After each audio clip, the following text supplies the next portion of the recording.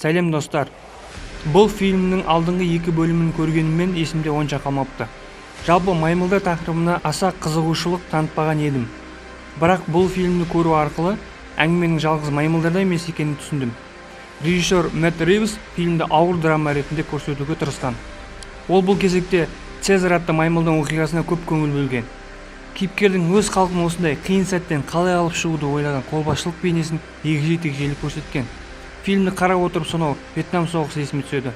Жергілікті халықтың басқыншылардан қорғануы, өздеріне пана іздеуі кинода маймылдар мен адамдардың қарым-қатынасымен бейнеленген. Нәсілдер, халықтар, ұлттар арасындағы араздасу тақырыптары да кеңінен кездеседі.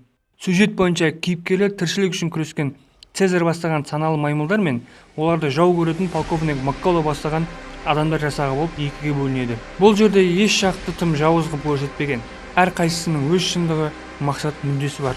Бір-біріне деген өшпенділіктерінде маңызды себепті жатса да, өзіндік бір баланс сақталған. Сонда да адамдар приматтар қасында жабайылар сияқты көрінеді. Цезарьдің өз отбасы мен халқының амандығын қамтамасыз ету жолындағы күресін көрсету арқылы олардың бір-біріне деген адалдығын, сыйластығын, тіптен адамгершіліктерін өте жоғары деңгейде жеткізе білген. Маймылдар сезінген эмоциялар өмірмен дамуды емес, соғысу мен өлімді аңсаған адамдардан да мықты жеткізген. Жауласып жатқан екі жақ арасындағы контрасты маймылдарға енген сөйлеу білмейтін қыз арқылы айқын көрсеткен. Соның әсерінен фильмнің ортасына келгенде сен ат үстінде шауып жүрген маймылдарға қарап отырғаныңды ұмытып та кетесің. Сюжеттік линияның маймылдар тобырынан бөлек жеке маймылдарға ауысуы Цезарь мен Морристің кейіпкер ретінде танылуы мен дамуына септігін тигізді. Тіпті Цезарьдің өзі қазір қолға үйретілген маймыл емес, толыққанды әскери қолбасшы ретінде көрінеді.